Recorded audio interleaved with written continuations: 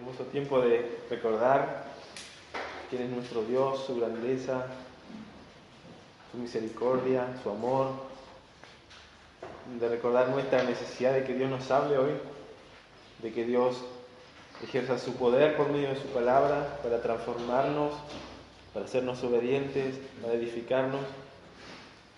Y les invito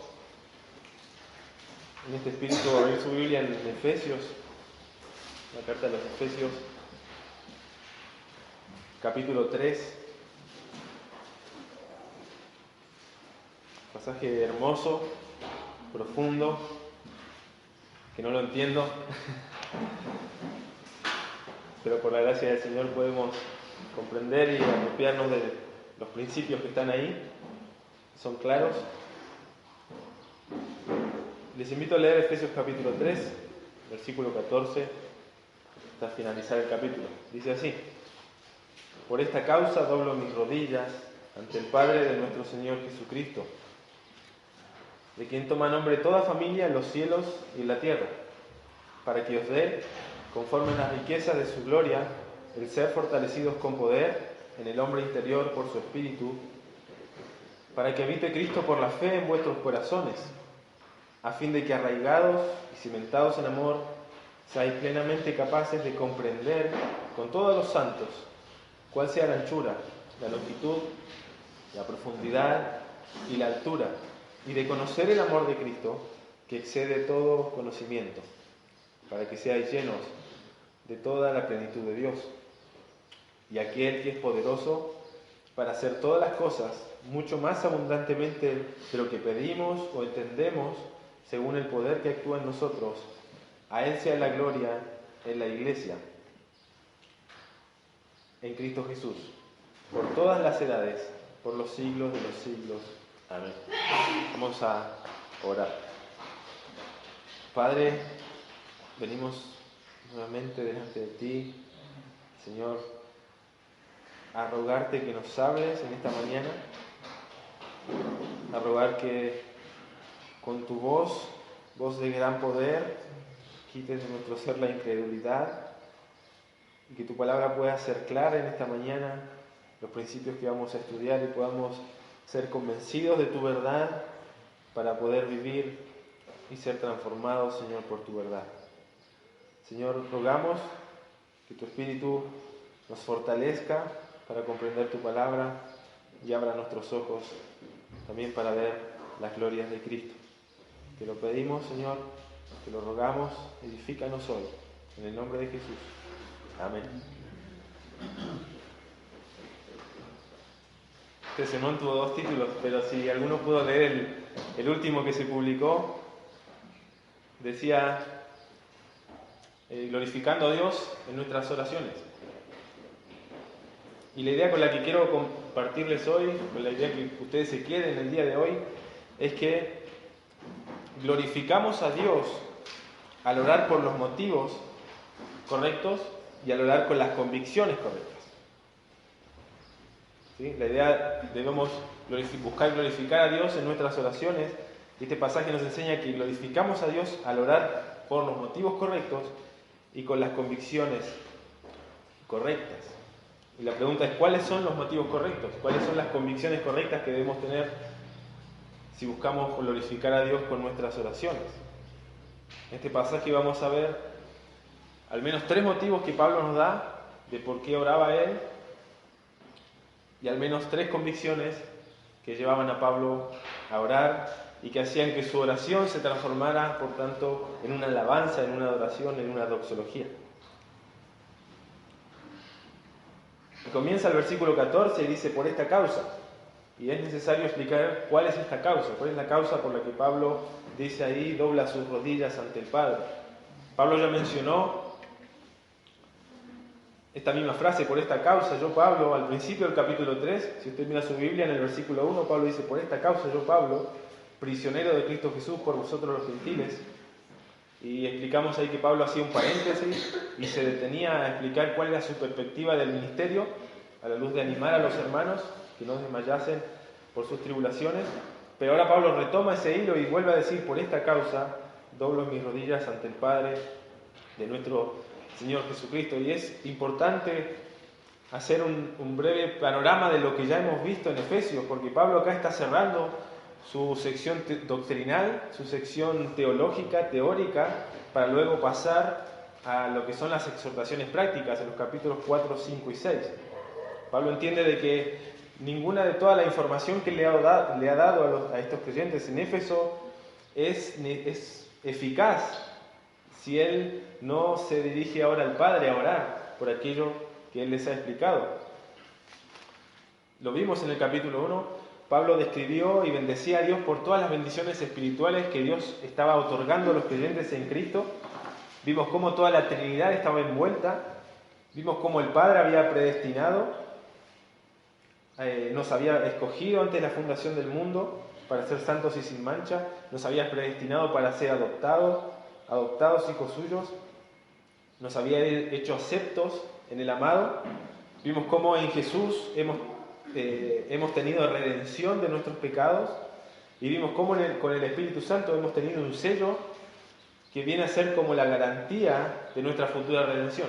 Toda la Trinidad envuelta en las bendiciones que Dios otorga a su iglesia en Cristo, escogiendo, predestinando, adoptando, redimiendo y sellando. Y Pablo describe todo esto que es solo para la alabanza de la gloria de su gracia. 3 veces lo menciona en los primeros 14 versículos.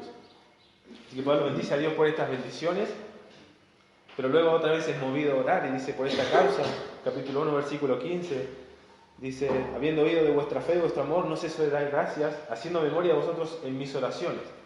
Y Pablo oraba para que Dios, el Padre de gloria, les dé espíritu de sabiduría y de revelación en el conocimiento de Él.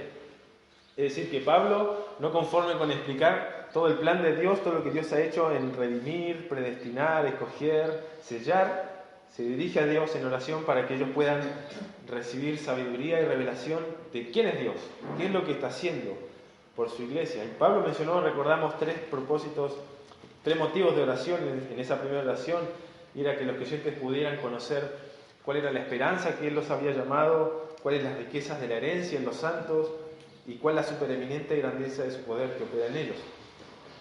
Pablo oraba y quería que Dios les pudiera dar a conocer estas cosas. Luego en el capítulo 2, Pablo les recuerda o les viene a explicar cuál es la naturaleza de esta nueva vida en Cristo. Y Pablo mira hacia el pasado y les recuerda a ustedes, en el versículo 1, estaban muertos en delitos y pecados, bajo la corriente de este mundo, bajo el príncipe de la potestad del aire, esclavos de nuestra carne y de la voluntad de nuestra carne y de los pensamientos. Dice: pero Dios, que en su misericordia, en su amor, con el cual nos amó, aún estando muertos, aún siendo enemigos, aún estando esclavizados de nuestra carne, ajenos a Dios, dice, Él nos dio vida juntamente con Cristo. Por gracia sois salvos, dice Efesios capítulo 2, versículo 5. Y luego Pablo nos describe que esta salvación tiene un aspecto también de capacitación, y vimos en el versículo 10 de cómo aquellos que han sido salvados, dice, han sido hechos hechura de Dios, creados en Cristo Jesús para buenas obras, las cuales Dios preparó de antemano para que anduviesen en ellas. Así que esta nueva vida del creyente en Cristo tiene este sentido de que ha sido capacitado.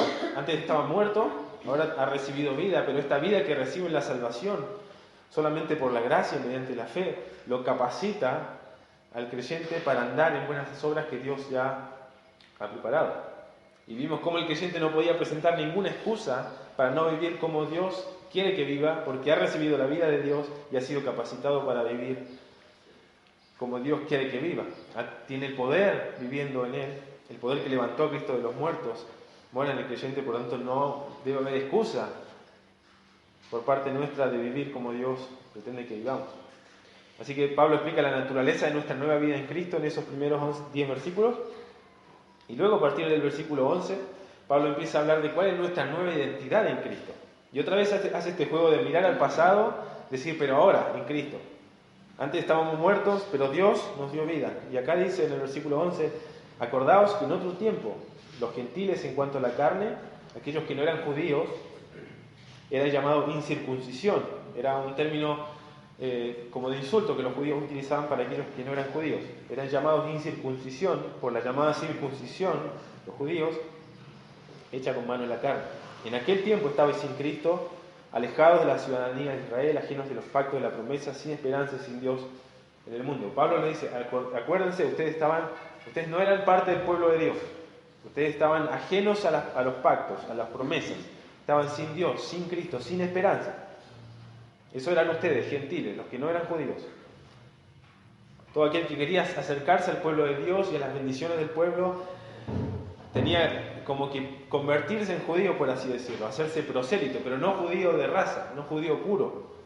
Se podía circuncidar, podía guardar la ley, pero no era judío de estirpe, no era judío de sangre, era simplemente un prosélito. Pero Pablo dice, pero ahora en Cristo Jesús, ustedes que en otro tiempo estaban lejos, habéis sido hechos cercanos por la sangre de Cristo. Y luego explica cómo el sacrificio de Cristo, dice, porque Él es nuestra paz, que de ambos pueblos hizo uno, derribando la pared intermedia de separación. Versículo 15, aboliendo en su carne las enemistades, la ley de los mandamientos expresados en ordenanza. Nos explica cómo el sacrificio de Cristo, su vida, su muerte, su resurrección, dice, la sangre de Cristo, aboliendo en su carne, mediante la cruz, reconciliar con Dios. Cómo el sacrificio de Cristo, de alguna forma, quita el obstáculo que separaba a los gentiles, aquellos que no eran judíos de Dios. Y esto era la ley. Los gentiles estaban separados de Dios porque no podían cumplir la ley. No podían, y si querían cumplirla no eran perfectos, ¿sí? Podían quizás cumplir ciertos mandamientos, ciertos rituales, ciertas fiestas, ciertas comidas, pero fallaban en amar a Dios con todo su corazón y se hacían culpables de todo. Fallaban en un mandamiento y te hacías culpable de todo. Y la falla en que el ser humano no... podemos reconocer cómo el ser humano falla en obedecer la ley al ver los sacrificios. Constantemente el pueblo de Israel tenía que ofrecer sacrificio para cubrir con su pecado. Pero ahora en Cristo, al quitar la ley, no al hacerla nula solamente, sino a Él cumplir la ley, al hacer a Dios satisfecho por su obra, por su vida perfecta, ahora ya no necesitamos una ley para ser salvados, ya no necesitamos una ley para ser parte del pueblo de Dios, porque Cristo ya la cumplió. Ya no nos relacionamos con Dios por medio de una ley, sino por medio de su Hijo, porque Él es nuestra paz. Él nos ha hecho cercanos por medio de la cruz. Al Él cumplir con la ley, Dios ahora puede reconciliarse con aquellos que no obedecen a la ley, pero que tienen fe en el Hijo y en la obra que Él cumplió. Por eso dice Pablo en Romanos 5, justificados pues por la fe, tenemos paz para con Dios. Dios ve a aquellos que se acercan a su Hijo en arrepentimiento, en fe, confiando en la obra que Él hizo, y Dios dice su palabra, lo declara justo, los justifica, y significa declarar justo. Puede venir un criminal, un asesino como Pablo, arrepentirse y Dios dice, este hombre es justo, solamente porque tenemos fe en la obra de Cristo y confianza en eso.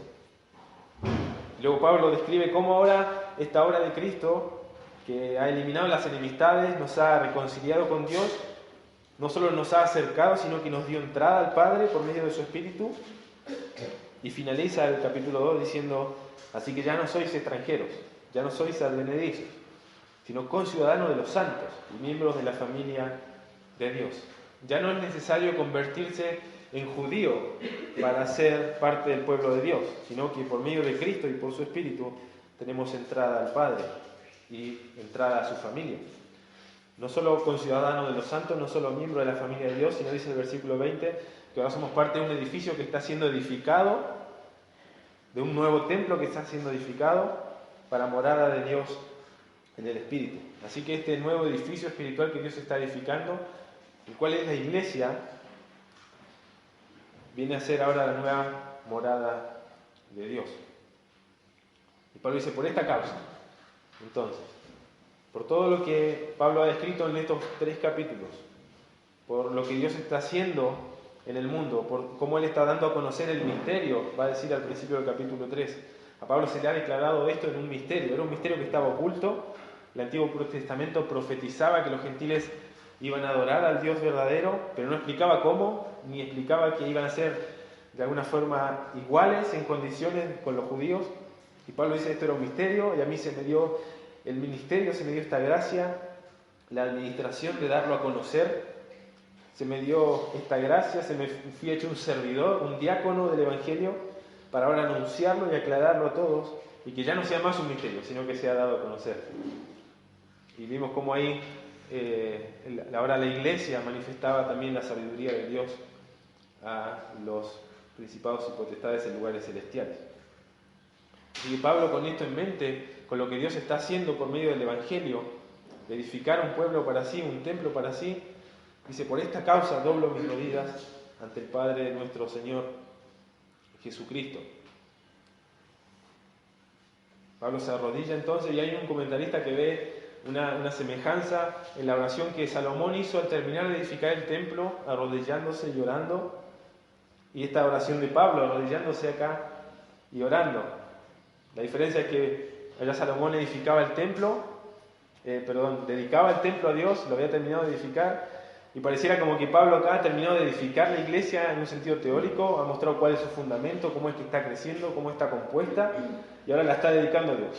Está dedicando a la iglesia, al nuevo templo, a Dios, así como Salomón dedicaba el templo.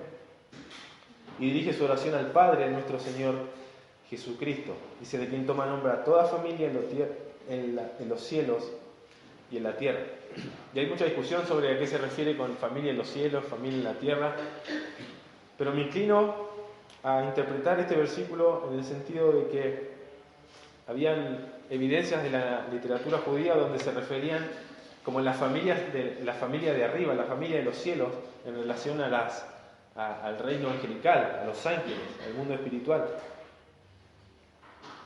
Y la familia de la tierra se refiere a aquellos que ahora son que han tomado parte de la familia de Dios, como vimos en el capítulo 2, versículo 19. Aquellos que han creído el Evangelio y son parte de la familia de Dios. Y lo interesante de que esto de tomar nombre en el Antiguo Testamento llevaba la idea, o se refería al hecho de ejercer dominio sobre alguien o darle vida a alguien. ¿Sí? Los padres ponían nombre a sus hijos, a quienes le daban vida. A Adán se le dio la tarea de nombrar a la creación, porque él tenía esta labor de ejercer dominio, de someter a la creación, y se le dio esta tarea de nombrar. Y Dios, en una expresión de su autoridad sobre las personas, se daba el gusto de cambiarle el nombre a las personas. Entonces vemos como en el Antiguo Testamento esta idea de nombrar algo se refería un poco a la autoridad que ese alguien que nombraba tenía sobre aquello que nombraba. Por tanto, el Pablo, referirse al Padre, de quien toma nombre a toda familia en los cielos y la tierra, se está refiriendo a que Pablo dobla sus rodillas ante el Dios que tiene autoridad, que tiene dominio, tanto sobre el reino espiritual como sobre el reino terrenal. Y Isaías lo deja esto, expresa esta idea en el capítulo 40. Yo se lo leo si quieren.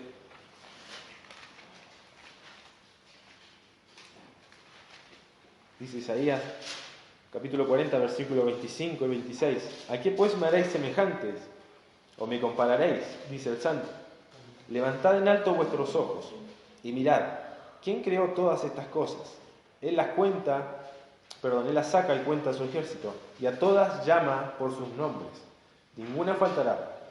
Y tal es la grandeza de su fuerza y el poder de su dominio. Es como que Dios habla y llama a las cosas por su nombre, y estas cosas obedecen. Y es lo que transmite ahí el pasaje de Isaías. Dios llama a la creación por su nombre, a las estrellas por su nombre, y estas le obedecen porque Dios tiene dominio sobre estas cosas. Así que Pablo dirige su oración a aquel que tiene dominio sobre la creación, tanto física como espiritual. Y luego Pablo, en el versículo 16, a partir del versículo 16, nos va a mencionar tres motivos por los cuales él oraba, y que nos sirven de ejemplo, de motivos de por cuál es la iglesia, por qué motivo en la iglesia o como iglesia nosotros debemos también orar. No son todos los motivos que hay en la Escritura, simplemente los que este pasaje nos habla. Y el primero de ellos dice el versículo 16: para que os dé, conforme a las riquezas de su gloria, el ser fortalecidos con poder en el hombre interior por su espíritu, para que habite Cristo por la fe en vuestros corazones. Hasta ahí. El verbo principal de esta oración es para que os dé. Pablo está orando y la idea en el verbo, en el original, transmite una intención de deseo. Dice, yo deseo, yo oro para que Dios les pueda dar, para que Dios haga posible que les dé, que les conceda algo. Y luego explica que conforme las riquezas de su gloria, la abundancia de la gloria y del ser de Dios, les dé, ¿qué cosa? El ser fortalecidos con poder en el hombre interior por su espíritu. La idea de fortalecidos ahí, también en el original lleva la idea de que los creyentes, aquellos que deben ser fortalecidos, son solamente recipientes del poder de Dios, son agentes pasivos. Es Dios el que está ejerciendo el poder porque le está dando la habilidad de ser fortalecido. Y luego nos dice cómo es que el creyente es fortalecido. Dice, con poder en el hombre interior por su espíritu. Y es destacable en el Nuevo Testamento cómo el Espíritu Santo es señal de un poder que ahora opera en el creyente. Jesús les dijo a sus apóstoles, recibiréis poder cuando haya venido sobre vosotros el Espíritu Santo, entonces me seréis testigos. Y en el Antiguo Testamento se profetizaba acerca del nuevo pacto, de cómo en este nuevo pacto ahora, en esta nueva era, inaugurada por el Espíritu Santo, los creyentes iban a gozar de una presencia mayor del Espíritu Santo que se gozaba en el Antiguo Testamento. Y les leo Ezequiel capítulo 36, versículos 26 y 27. Decía el profeta, os daré, decía Dios por medio del profeta, os daré corazón nuevo y pondré espíritu nuevo dentro de vosotros. Y quitaré de vuestra carne el corazón de piedra y os daré un corazón de carne. Y pondré dentro de vosotros mi espíritu y haré que andéis en mis estatutos y guardáis mis preceptos y los pongáis por obra. En el Antiguo Testamento no disfrutaban de esta presencia interna del Espíritu, no era algo constante y permanente, sino que el Espíritu descendía de manera intermitente sobre quienes Dios quería usar. Pero Dios prometía que en el nuevo pacto les daría un corazón nuevo y les daría el Espíritu Santo en sus corazones para hacer que anden en sus estatutos, que guarden sus preceptos y los pongan por obra. Así que la obediencia de alguna forma es garantizada con la presencia del Espíritu, el cual es el poder de Dios en la vida del creyente. Y es interesante notar que Pablo no tiene puesta su vista en necesidades físicas. Pablo no está orando por la salud de estos hermanos, no está puesta la mirada en los motivos o preocupaciones materiales. Pablo no está orando para que estos hermanos tengan un templo propio donde reunirse. La intención, la preocupación de Pablo está puesta en la necesidad espiritual de estos hermanos. Por eso dice que sean fortalecidos con poder en el hombre interior por medio de su espíritu. El hombre interior es un sinónimo cuando nosotros nos referíamos a corazón en la Escritura, de cómo el corazón no era en sí el órgano, el músculo, sino el ser interior de la persona de donde nacen los deseos, las intenciones, la voluntad, las emociones de una persona. El centro mismo de una persona era el corazón. Pablo está orando que sea el corazón, este ser interior, este hombre interior, el que sea fortalecido. Porque Pablo entendía que este hombre interior debe ser fortalecido. José mencionaba al principio qué difícil es llegar un domingo y de alguna forma cambiar el chip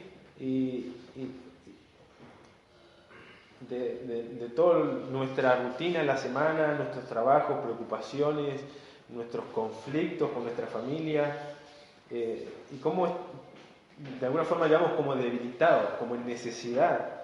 Y es porque este hombre interior necesita ser fortalecido. Y Pablo entendía esto y oraba por esto. No oraba por motivos físicos, por motivos materiales, oraba para que estos creyentes fuesen fortalecidos con el Espíritu Santo en el hombre interior. Y luego dice el versículo 17, para que habite Cristo por la fe en vuestros corazones. Y parece como que diera otro propósito con el para qué, pero debe ser entendido este versículo 17 como una explicación del versículo 16. Es decir, que habite Cristo. Es decir, sean fortalecidos con la presencia del Espíritu Santo en el hombre interior, de manera que Cristo habite por la fe en vuestros corazones. Ahora uno se pregunta, ¿cómo Pablo está orando por creyentes que habían oído el Evangelio, que habían oído la palabra de verdad, el Evangelio de vuestra salvación, y habían creído en él, habían sido sellados con el Espíritu Santo, tenían el Espíritu Santo. Y ahora Pablo ora para que Cristo ahora habite en sus corazones. Pero si ya son creyentes, ¿cómo es que otra vez Cristo tiene que habitar? Y hay mucha discusión sobre eso, pero la palabra habitar ahí, que utiliza Pablo, no es un habitar, es muy distinto porque en el griego se pueden utilizar muchas palabras para esto. Y prácticamente hay dos palabras en el sentido de habitar o de morar o de residir. Y una se refiere más a una estadía temporal, ¿sí? Alguien que como que es extranjero en un lugar pero está de paso. Pero lo que Pablo utiliza acá, la palabra habitar, se refiere a una residencia permanente, algo que está haciendo morada y que está viviendo en el lugar. Como que Pablo dice, de manera que Cristo habite, que Cristo resida, que Cristo viva en sus corazones por medio de la fe. Ahora esto tiene una implicación. No sé si a usted le ha pasado, a mí me ha pasado mucho, de tener que por alguna casualidad o imprevisto tener que quedarse en casa ajena. A mí me ha pasado muchas veces, y el Señor me ha permitido conocer muchos hermanos. Me ha pasado quedarme en Regina, no sé, en Chile, por diferentes lugares, diferentes motivos, me he tenido que hospedar en casas que no son mi casa. Y si a usted le ha pasado, usted se va a dar cuenta de que cuando usted está en esa situación, usted sabe que no está en su casa. Entonces hay ciertos lugares donde usted no se mete, ciertas puertas que usted no abre, usted no abre la heladera y saca lo que quiere a la hora que quiere, usted no va a mover los muebles, no va a decorar, no, usted está ahí tiene que estar ahí. Y a veces hasta se siente incómodo, porque sabe que está de paso, va a estar un tiempo ahí. Pero cuando usted, y yo lo comparo con mi familia en Chile, donde voy muy seguido, donde ya me siento como en mi casa, es casi como mi casa, y es otra comodidad. Yo entro, no sé, si veo que me molesta la luz, cierro las cortinas, muevo las cosas, no sé, limpio, me meto donde quiero, como cuando... Hay otra libertad, como cuando uno está en su casa, uno, no sé, usted lo ha experimentado y va moviendo, acomodando conforme a sus necesidades. Usted se siente cómodo. Y cuando usted recibe visitas, si usted a veces tiene la casa media desordenada, dice, no, mejor no pase para allá porque yo lo tengo desordenado, no pasé a mirar el patio porque no limpié, y como que a la visita la tratamos así, como, mira, por acá no, por acá sí, pero cuando hay confianza, sí, mira, pasá, usá, etc. Y la idea es esta. Pablo quiere que Cristo se sienta como algo, no como una visita, no como alguien que está ahí, no, mira, Jesús, te dejo solamente hasta acá, solamente los domingos, pero el resto de mi semana yo hago lo que quiero, escucho lo que quiero. En un sentido de que Cristo no... La pregunta es, ¿Cristo se siente cómodo en todas las áreas de tu corazón? De manera que podemos decir que Cristo habita, ha hecho morada, residencia, Él puede mover cosas, puede quitar cosas, limpiar cosas, porque Él es el que está morando en el corazón, es decir, el que es dueño del corazón. Eso es lo que está pidiendo Pablo, que sean fortalecidos en el hombre interior, porque este hombre interior necesita ser fortalecido, de manera que Cristo pueda gobernar ese corazón. Es decir, que la obediencia a Cristo, la obediencia al señorío de Cristo, va a depender mucho de la fortaleza que recibamos de su Espíritu. Y más adelante Pablo va a mencionar de cómo el creyente debe ser lleno del Espíritu, y lo describe ahí en el capítulo 5, y dice, ¿cómo es que uno es lleno del Espíritu? Dice, hablando en el versículo 19, hablando entre vosotros con salmos, con himnos, cánticos espirituales, cantando y alabando al Señor en vuestros corazones, dando gracias por todo a Dios y Padre. Y está esta idea en la Escritura de que uno debe ser lleno del Espíritu Santo, tiene el Espíritu Santo, pero la presencia del Espíritu Santo puede aumentar o disminuir según el creyente está viviendo en cercanía con la Escritura. En un pasaje paralelo en Colosenses, Pablo describe que la morada de la palabra de Cristo, dice, la palabra de Cristo mora en abundancia entre vosotros, y luego explica cómo es que la palabra debe morar, y es la misma forma en que el Espíritu Santo debe ser llenado. Es decir, hablando entre nosotros con himnos, cánticos espirituales, alabando al Señor, cantando. La misma forma en que uno es llenado del Espíritu, Dice en Colosenses, si no me equivoco, lo voy a leer. Colosenses 3:16 dice: la palabra de Cristo mora en abundancia en vosotros, como enseñándoos y exhortándoos unos a otros en toda sabiduría, cantando con gracia en vuestros corazones al Señor, con salmos, con himnos, cánticos espirituales. La misma forma en que uno es lleno del Espíritu, la misma forma en la que uno es lleno de la palabra de Cristo. Y a medida que uno es lleno de la palabra, el Espíritu, o sea, uno es más lleno del Espíritu y es en algún sentido gobernado. Esa es la idea de ser lleno del Espíritu, a tal medida de que uno es ahora gobernado por aquello que lo llena. Por eso decía, no se ahí con vino, antes ser lleno del Espíritu. Cuando yo me embriago con vino, tomo mucho vino, soy controlado por el vino. Cuando yo me lleno del Espíritu, soy controlado por el Espíritu. Cuando me lleno de la palabra de Cristo, soy lleno del Espíritu y Cristo me gobierna. Cristo ya viene a morar en mi corazón y no hay nada que yo le deba esconder a Dios y no hay nada a lo que yo me oponga a lo que Dios quiera quitar en mi vida, porque Él es el dueño. Así que Pablo ora por esto, por el hombre interior de los creyentes, para que sean fortalecidos y puedan ser gobernados entonces por Cristo en sus corazones. Luego el segundo propósito, el segundo motivo por el cual Pablo ora, dice: a fin de que arraigados y cementados en amor, seáis plenamente capaces de comprender con todos los santos cuál sea la anchura y la longitud, la profundidad y la altura, y de conocer el amor de Cristo que excede a todo conocimiento.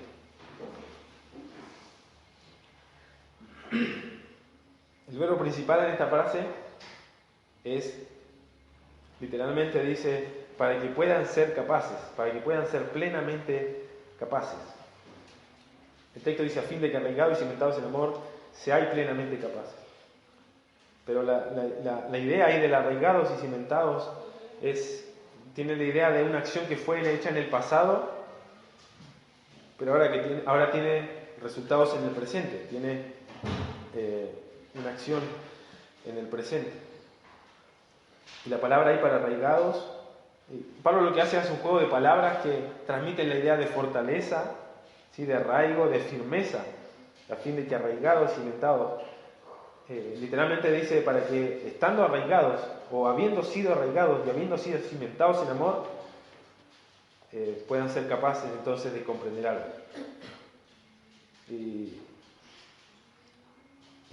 Y Pablo lo que hace es volver a esta idea. Pablo oraba para que ellos puedan ser fortalecidos por el Espíritu Santo, y ahora dice para que ahora estando ya fortalecidos, estando ya arraigados, estando cimentados en amor, puedan ser capaces de algo. Y Pablo describe el amor como aquello donde nosotros debemos fortalecernos y cimentarnos.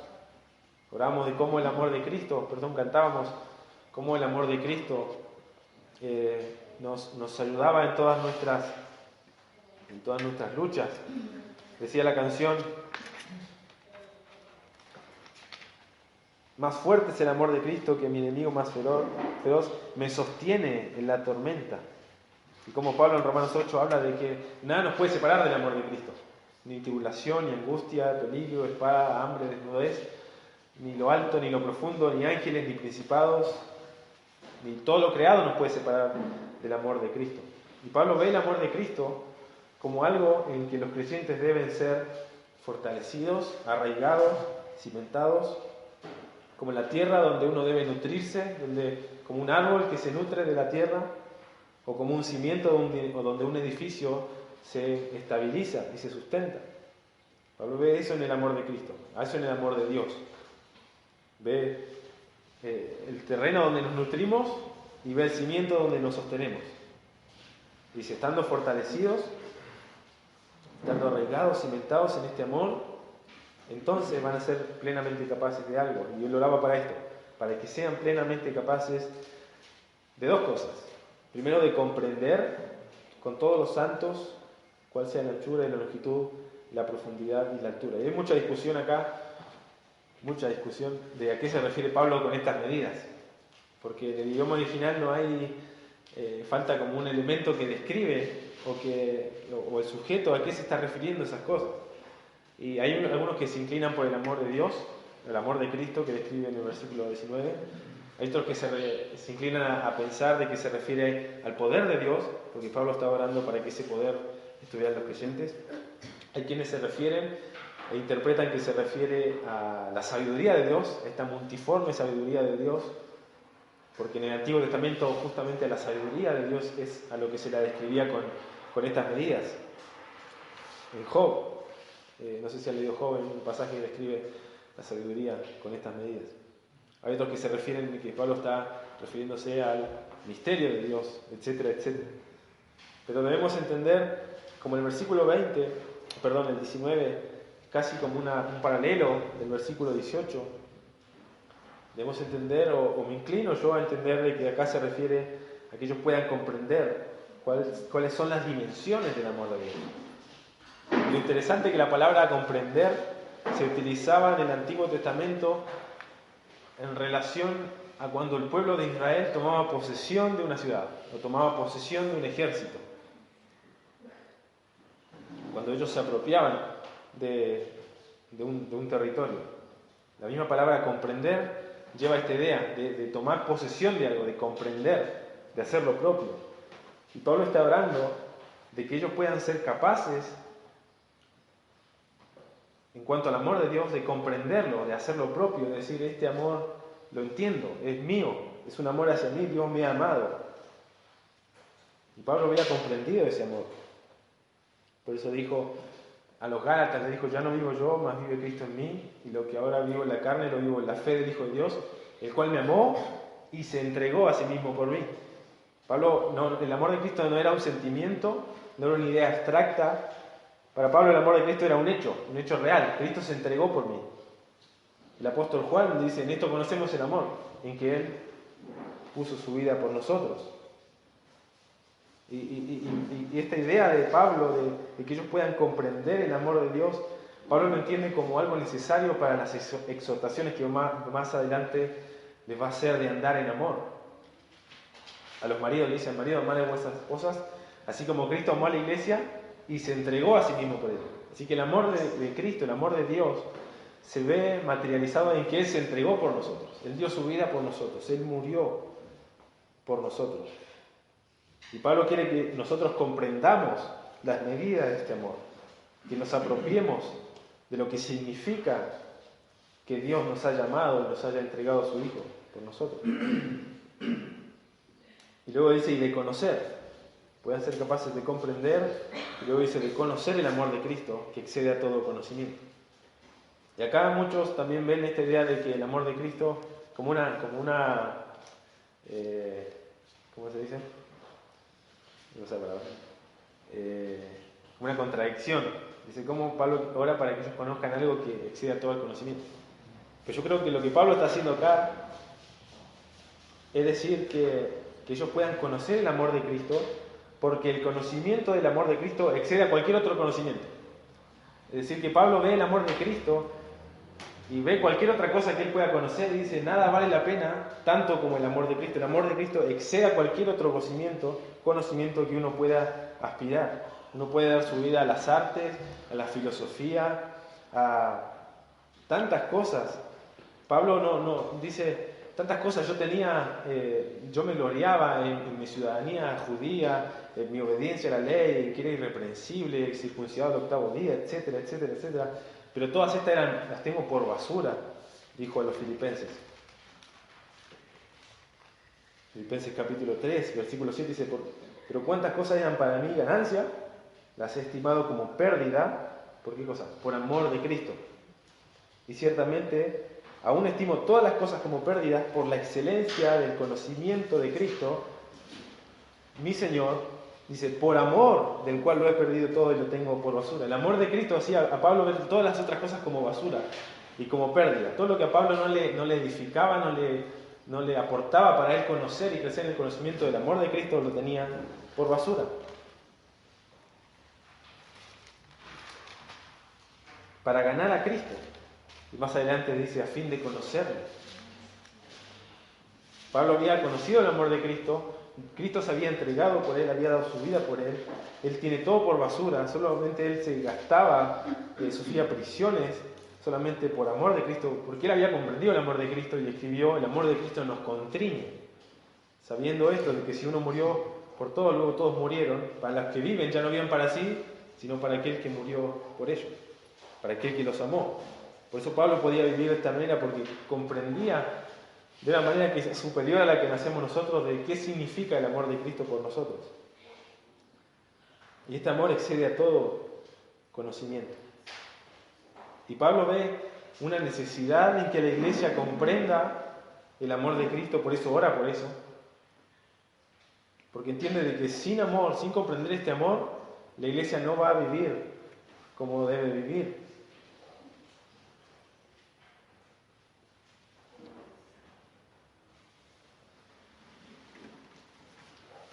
El apóstol Juan es categórico en esto. Le voy a leer algunos versículos. En cuanto al amor, dice: en esto hemos conocido el amor, Juan 3, primera de Juan 3:16, en que Él puso su vida por nosotros, también nosotros debemos poner nuestra vida por los hermanos. Como que toda la ética del Nuevo Testamento gira alrededor de una vida que debe brotar de una comprensión del amor de Dios. Yo debo amar a Dios, debo amar a mi prójimo, así como Cristo me amó a mí. Si yo no comprendo cómo Cristo me amó a mí, yo no voy a ser capaz de amar a mi hermano con sus deficiencias, con sus fallas, con las cosas que a mí me molestan. Yo no voy a ser capaz de amarlo sinceramente. Y Pablo entiende eso y ora para que ellos puedan comprender, apropiarse, entender el amor de Cristo y de conocerlo, de conocer este amor que exceda todo conocimiento, porque después toda la vida del creyente debe brotar de ese amor. A tal punto de que en el Nuevo Testamento se ve el amor del creyente por Dios, por sus hermanos, como una marca innegociable del verdadero creyente. El apóstol Juan escribe en 1 Juan 3:14: nosotros sabemos que hemos pasado de muerte a vida. ¿En qué? En que amamos a los hermanos. Dice: el que no ama a su hermano permanece en muerte. En esto consiste el amor, no en que nosotros hayamos amado a Dios, sino que Él nos amó a nosotros y envió a su Hijo en propiciación por nuestros pecados. Se ve un hecho real. Cristo envió a su Hijo en propiciación. Si Dios nos ha amado así, debemos también nosotros amarnos unos a otros.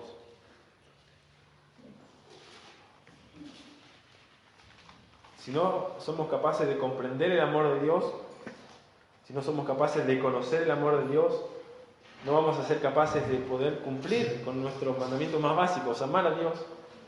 Nosotros amamos a Dios, ¿por qué? Porque Él nos amó primero. Si yo no entiendo que Él me amó primero, cómo consiste su amor, yo no voy a amarlo.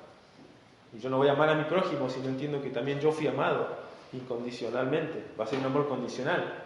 Cuando mi hermano me falle, cuando mi hermano tenga una mala actitud, una mala reacción, yo no voy a querer no amarlo, no voy a querer servirlo, no voy a querer ayudarlo.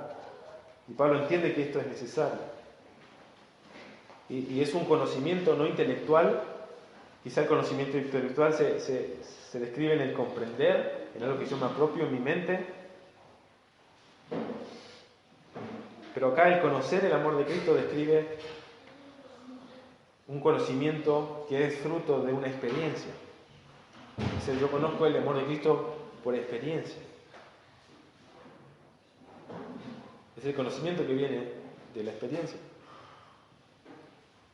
Todos nosotros acá, creo que todos nosotros conocemos a Paul Washer, ¿o no? Todos sabemos quién es Paul Washer, sus mensajes, vemos una foto, él es Paul Washer, lo conocemos. Pero ninguno lo conoce, puede decir: mira, yo conozco a Paul Washer, viví con él, compartí con él, sé sus gustos, sé sus mañas, sé cómo le gusta el café. No lo conocemos, pero podemos decir que sí conocemos a Darío, porque vivimos con él, por así decirlo.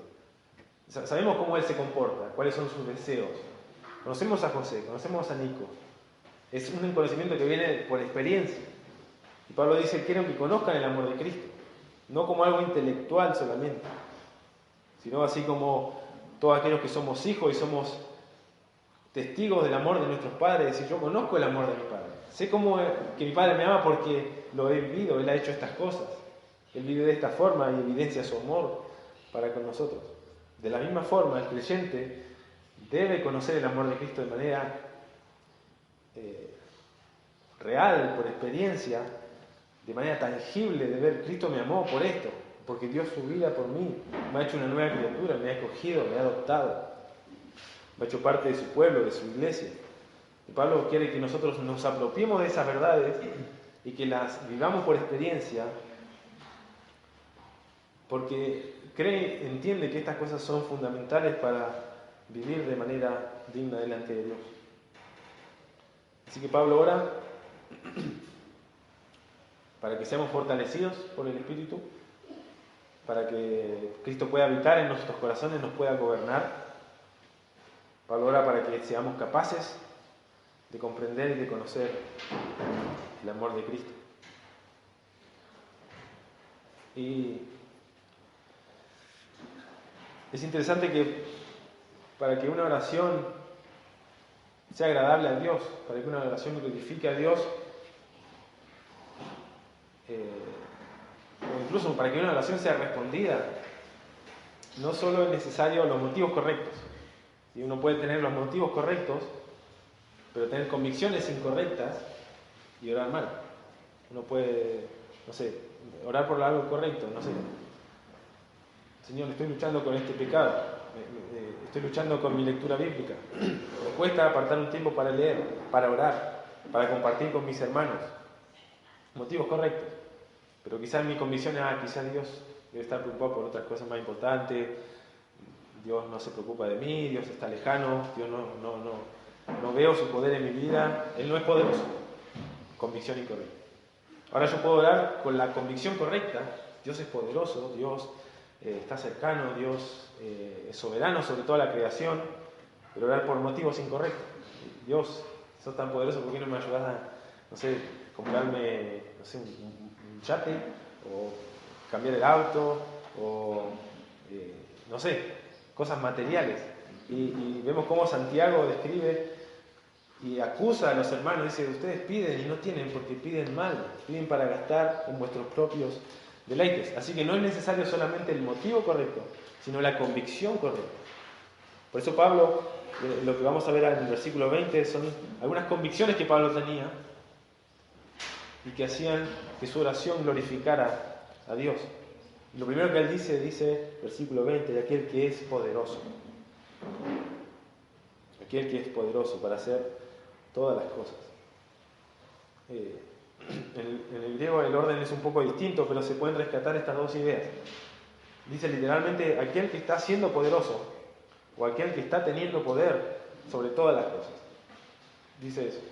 Aquel que está siendo poderoso, o aquel que está teniendo poder, en el sentido de que aquel que está gobernando, que tiene poder, que tiene autoridad sobre todas las cosas, es un poco lo que veíamos al principio, de quien toma nombre toda familia en los cielos y la tierra, aquel que es poderoso. Y luego la segunda idea es para hacer mucho más abundantemente de lo que pedimos o entendemos. Así que Pablo entiende que Dios es poderoso, que Dios está al control, que Dios es soberano, que Dios controla y ejerce y está ejerciendo actualmente su poder y su gobierno en la creación. Pablo lo sabe, es una convicción de Pablo, pero también sabe de que Él, en ese poder, en este atributo, Él puede hacer mucho más abundantemente de lo que pedimos o entendemos. Así que Pablo entiende que Dios es poderoso, convicción número 1, y Pablo también entiende que este Dios poderoso es capaz de hacer más abundantemente de lo que pedimos o entendemos. Y me gusta porque Pablo hace mucho esto de exagerar, por así decirlo, las cosas. Él hablaba en el capítulo 1 de conocer la supereminente grandeza de su poder. Es como que...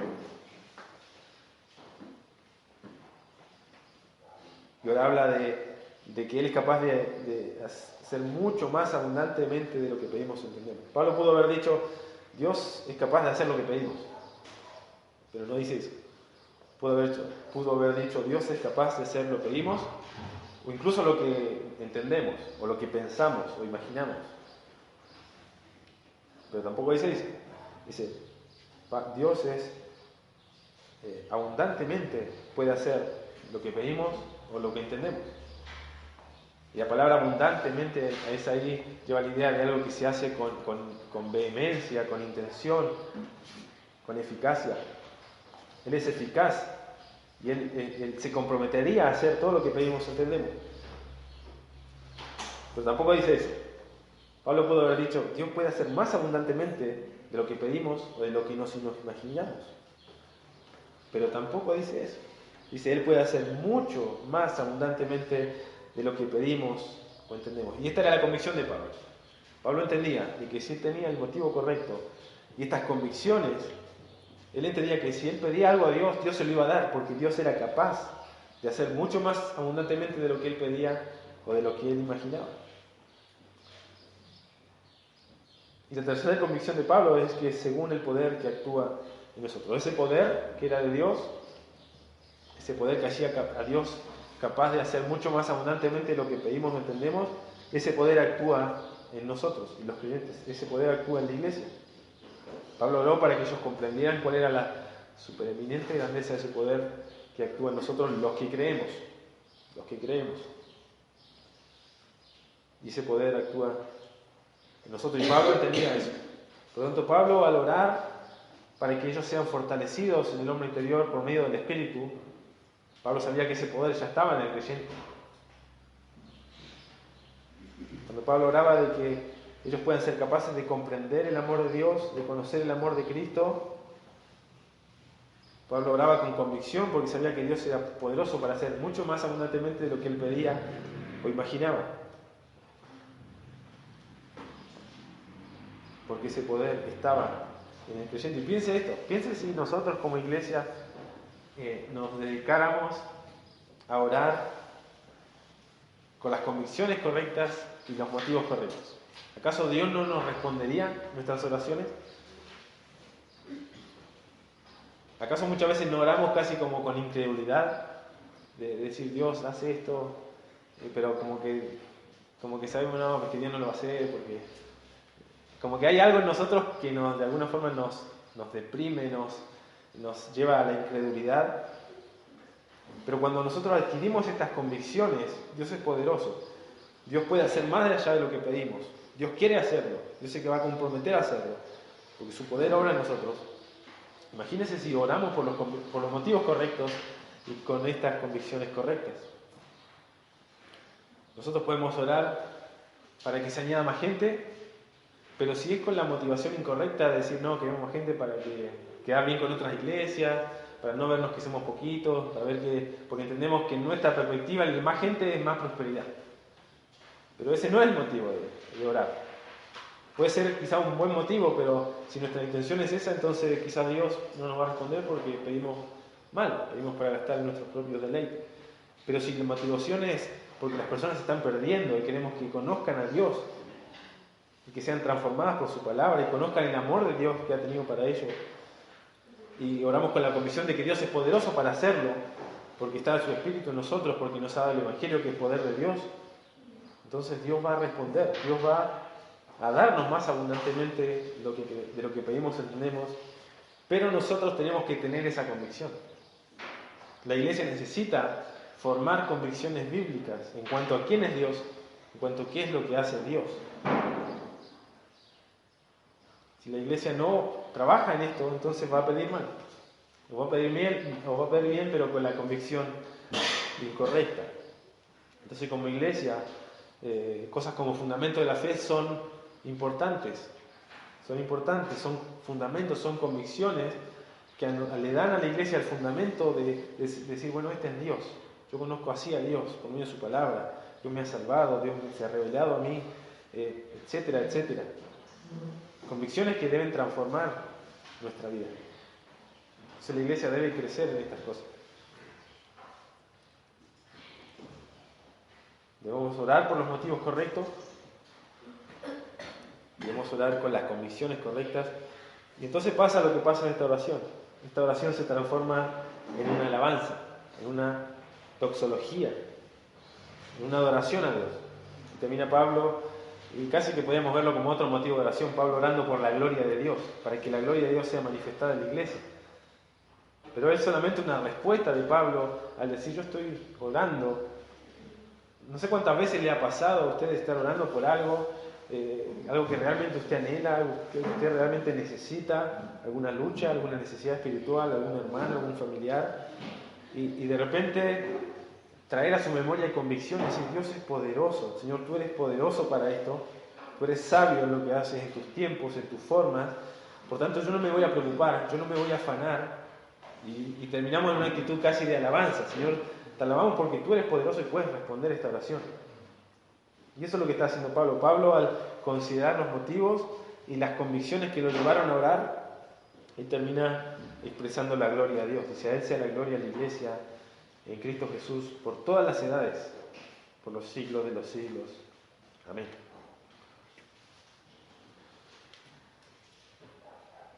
No hay mucho más que agregar a esto. Pero hay quizás un motivo de oración y una convicción en nuestra oración que no está acá, que también es importante recordar.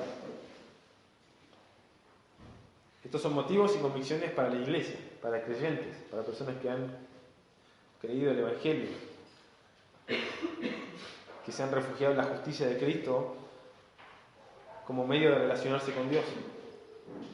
Pero aquellos que no son creyentes, aquellos que no han conocido el amor de Dios, aquellos que saben que Dios es amor, que Dios los amó, pero que no han de alguna forma hecho propio el amor de Dios, no han dicho: Cristo murió por mí, Cristo dio su vida por mí. Aquellos que no conocen, que no comprenden, que no tienen el Espíritu de Dios y el poder para comprender estas cosas, puede orar por otro motivo, y es que Dios les salve. Decir: Dios, entiendo estas cosas, pero realmente entiendo que no he conocido de tu amor, no he comprendido tu amor, no he experimentado tu amor. Y me doy cuenta en esto porque a la luz de la Escritura del Nuevo Testamento veo que no amo a mis hermanos. Y la Biblia dice que el que no ama a su hermano está todavía, permanece muerto, permanece en oscuridad, en tinieblas, no está en la luz. Y sabemos que hemos pasado de muerte a vida porque amamos a nuestros hermanos. Y yo veo que no estoy amando a mis hermanos, o no tengo deseo de venir a la iglesia, no tengo deseo de leer la Biblia, de orar. Y me doy cuenta de estas cosas y puede elevar este motivo y decir: Dios, te ruego que me des a conocer tu amor, que me des a conocer qué significa el Evangelio, qué significa que Cristo haya muerto en mi lugar, el justo por los injustos, el que no conoció pecado por nosotros lo hizo pecado para que nosotros fuésemos hechos justicia de Dios en él. ¿Qué significa por qué Cristo tuvo que morir por mi pecado? Orar por estas cosas, pedir que Dios le dé sabiduría, le alumbre el entendimiento y poder conocer y comprender las dimensiones del amor de Cristo por Él, pero con la convicción correcta, que Dios es poderoso. Dios dice que el Evangelio es poder de Dios para la salvación de todo aquel que cree. Si bien es un mensaje de locura, como mencionaba José en la mañana, Dios se ha agradado, se ha complacido en salvar a los creyentes por la locura de la predicación, dice en 1 Corintios.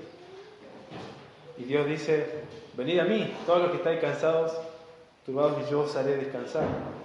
Debes ser con esta convicción: Dios quiere que vengas a Él, a tal punto que Él ha sacrificado a su Hijo para no castigarte a ti y darte la justicia de su Hijo. Dios quiere mostrar tu amor. Dios quiere que esto ya no sea un misterio. Dios quiere que ya seas parte de su pueblo, de su familia, de esta iglesia, de este edificio espiritual que está edificando. Pero también con la convicción de que Dios es justo y Dios es santo y debe castigar a todo aquel que hace iniquidad. Pablo les recordaba en el capítulo 2, ustedes estaban muertos en delitos y pecados y eran por naturaleza hijos de ira. El resultado lógico de aquellos que están sin Cristo es la ira, es el castigo, porque Dios es justo y Dios es bueno y debe castigar la maldad, pero Dios en su gracia, en su misericordia, el Evangelio, la buena noticia es que Dios ofrece gracia, ofrece perdón, sin hacer nada a cambio, solamente confiar, creer en lo que Cristo ha hecho. Y con esta convicción puedes ahora en tu casa orar y pedirle al Señor que te revele su amor, que te revele a Cristo, que te revele el Evangelio, que te permita comprender y conocer esta verdad